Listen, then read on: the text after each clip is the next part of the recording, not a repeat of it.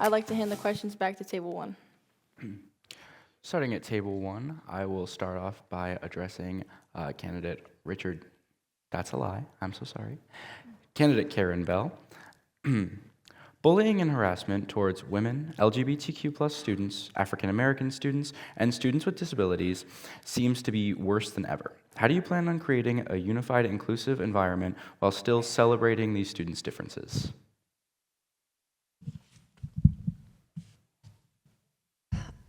That, I want to say, is a hot topic around the world. But as a potential school board member, my goal is to provide a safe, inclusive, and constructive learning environment for all students.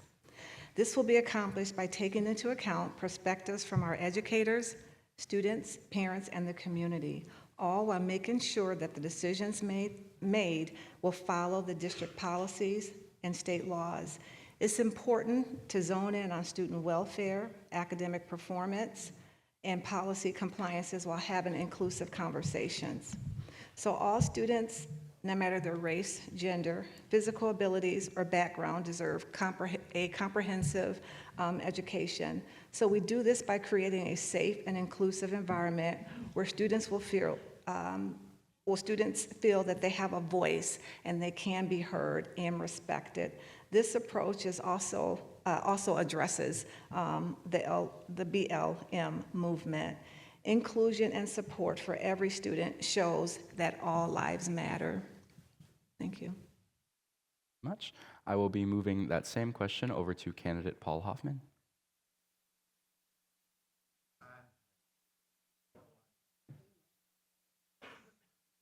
There it is. Electrical engineer can't figure it out.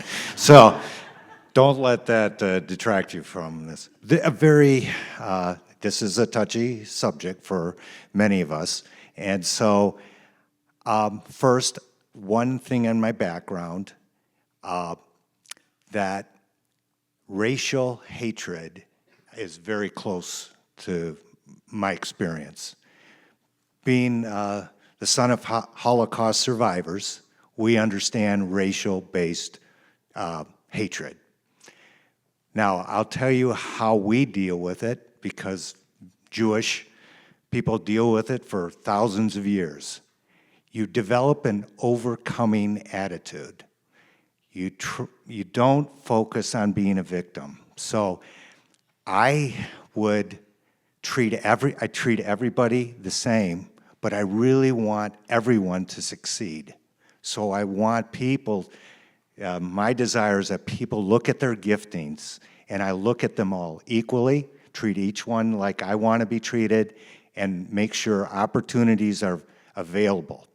That's why I'm such a merit-based advancement proponent, because I think merit and judgment on performance is really the key to quality and excelling as a student and as a person. Thank you very much. I will move that question over to candidate Richard Janasek. Would you like me to repeat, or are you good? No, I'm good. All right. So regardless of what's going on at the federal level and at state levels, there are certainly threats of cuts based on identities of states and local school districts. But you can't get away from who you are and what you want to be. Schools have always been, or should have been, and should be, the safest place in any community.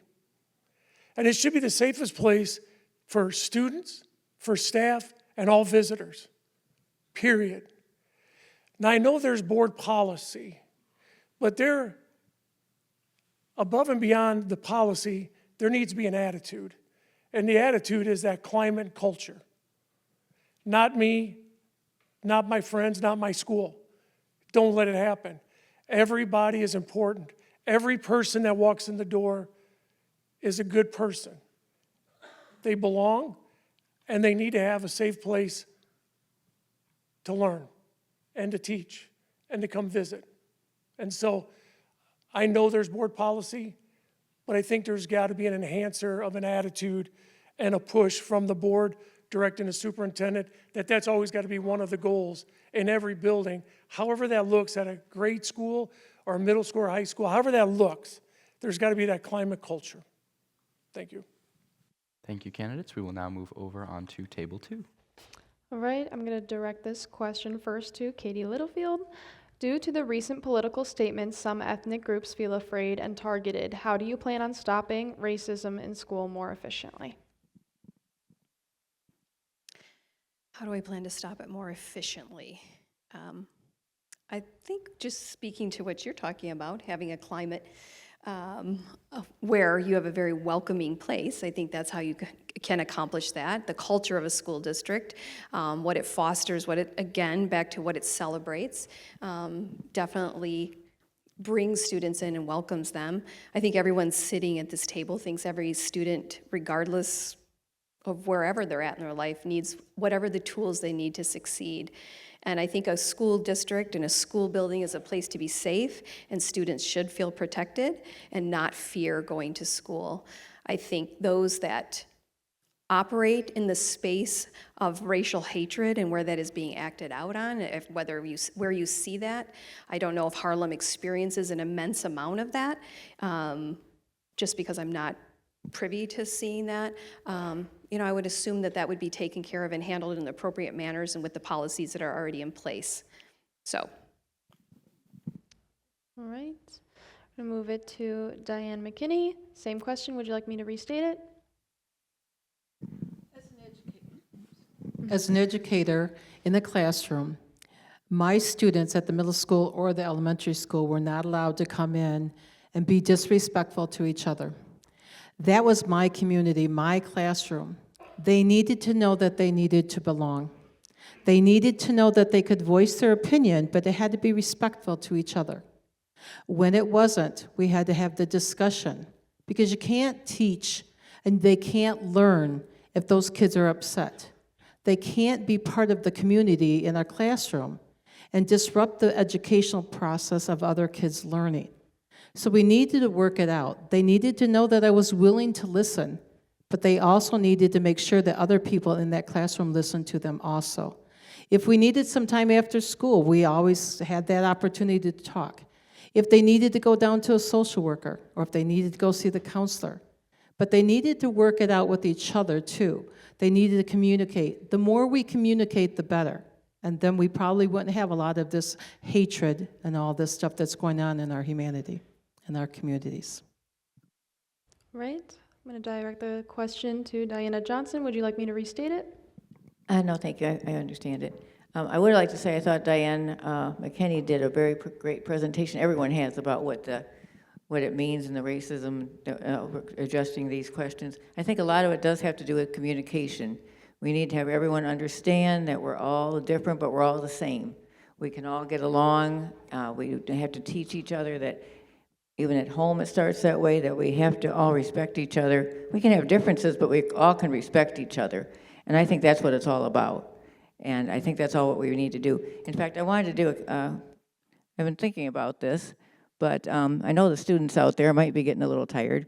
So this is a very easy way to look at it, and I know it's not how it really is, but I want to do a little thing for you here real quick. Do we have any Bear fans in the audience? Okay, stand up, Bear fans. I want you up on your feet.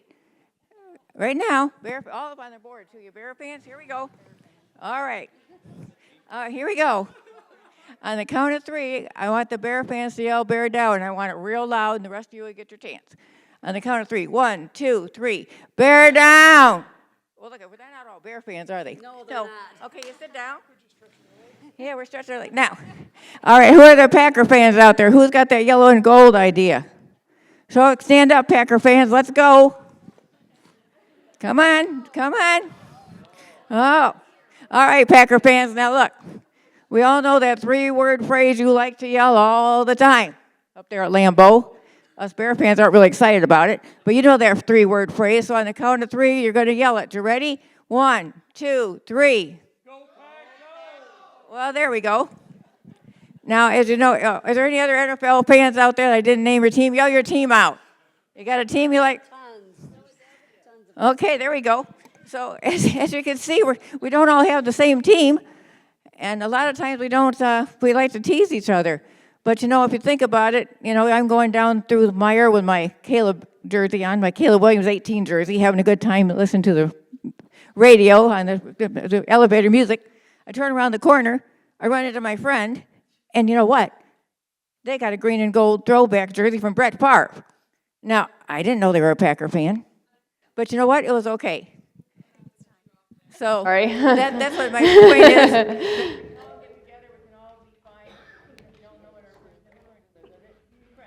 is. All right. Gonna direct the same question to Patty Lawrence. Go ahead. I think I remember the question after all that.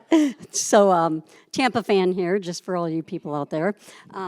So I agree. I think that the issue, we're still on the, I just want to make sure I'm still on the racism question. Okay, thank you.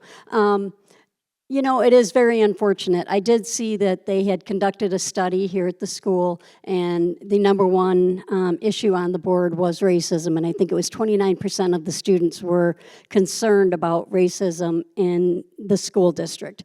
I think it's very important to realize that this should not be tolerated. It goes along with bullying. There should be 0% acceptance of any type of bullying, any type of racism in these walls. As everybody has said, this is a safe place for your students. You should have the comfort of knowing that you can send your kids here and they're going to be safe during the day. I think that when my kids were in school, they were bullied themselves, and they were also suspended from school for sticking up for a child who was being bullied. And they came home and we celebrated that they had stuck up for someone who was being bullied. I think that what Harlem has done and consistently should continue doing is reviewing the policy. The policies have changed, but you know, times are getting a lot tougher in these buildings. It's tougher for the students, it's tougher for the teachers, and we really need to review. I think I've lost something here. Can you hear me? Okay, we really need to review the policy. We need to have more reports made on what is going on in the school. It'd be nice if we had one teacher for every student, but unfortunately we don't, so these incidents have to be reported, they have to be followed up by an administration, and we have to have stricter consequences for these students who are antagonizing issues. So, my time's up, thank you. Right, we're gonna move on to table 3. I would like to direct this question to candidate Kurt Thompson. Due to recent political statements, some LGBTQ+ students feel afraid and targeted. How are you going to combat harassment against the LGBTQ+ students?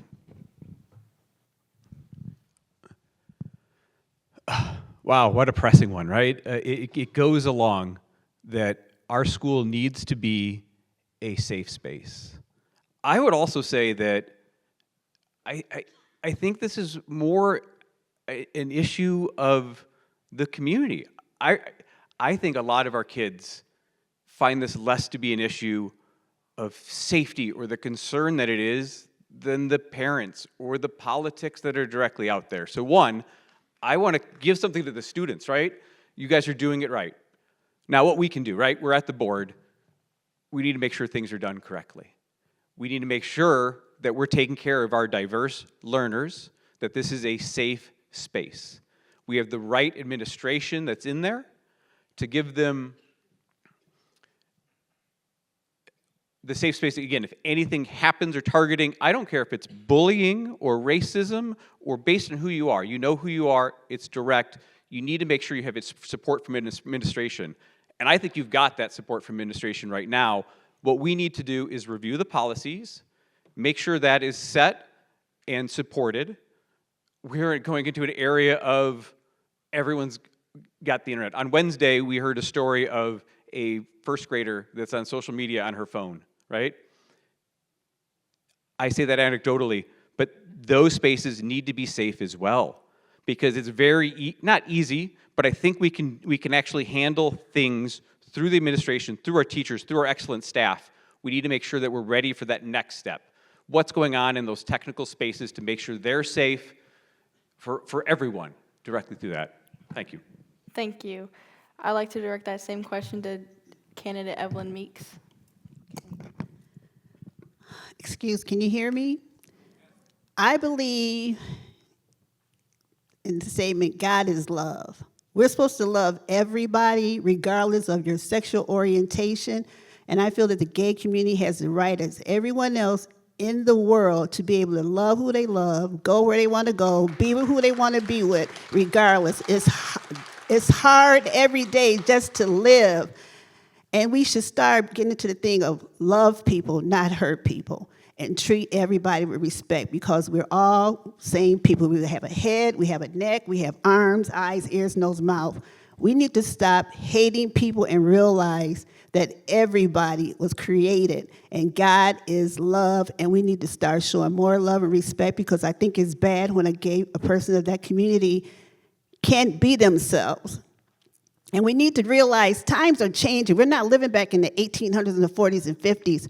When a person lives in a house and they're not bothering you, why should we worry about what they're doing? As long as they're living every day, working, going to school, paying their bills, what they do in their behind closed doors, once they close that door, that's none of our business. As long as they're not hurting us, I think we should treat everybody the same. Just love everybody and be respectful of everybody and not hate. Hate is a bad word that needs to be eliminated, because this younger generation don't focus on hate. You know, they don't know what that is until they're taught. So we need to start teaching love. Thank you.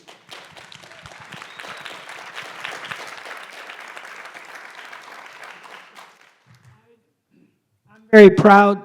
While I was still an administrator here at the high school, the school district started efforts to recognize the diversity and equity, because this is a public school.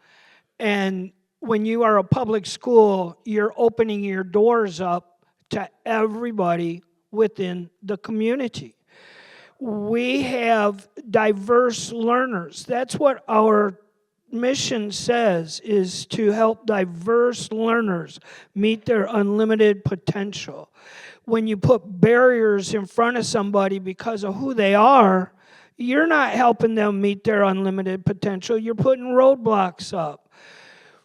I'm proud of this school district, that the work that they have done in regards to equity. I was proud to be part of it when it started. We had other school districts come into our school district to see what we were doing in regards to it.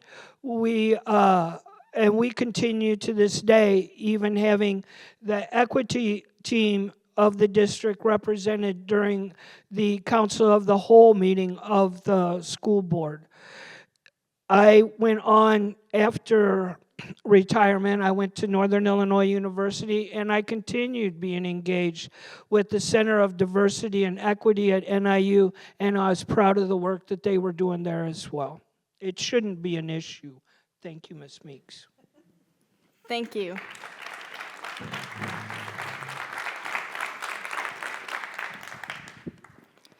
To begin, I would like to say thank you again to all the candidates for joining us and answering our questions. We would like to encourage everyone to visit the Commons to engage in one-on-one conversation with the candidates and ask any further questions you may have. Feel free to enjoy any of the refreshments prepared by the culinary students, and thank you all for attending.